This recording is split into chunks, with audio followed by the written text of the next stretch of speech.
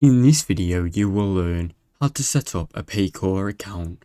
Go to the paycor.com, go to paycor.com and sign in or get started depending on your status. Select I'm a new client or admin if your employer is setting up the system.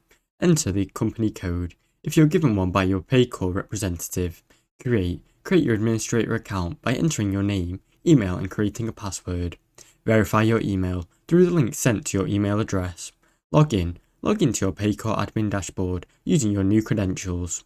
Enter your company information, including your EIN number, business address, and contact details. Set up payroll details, such as pay schedules, pay types such as salary or hourly, and tax information. Add employees. You can do this manually or via import.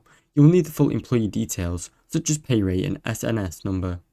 Contact your bank account for payroll funding, entering routing and bank account numbers. Review tax setup to ensure Paycor will file and pay taxes on your behalf. Select benefit options if applicable, such as healthcare or 401k.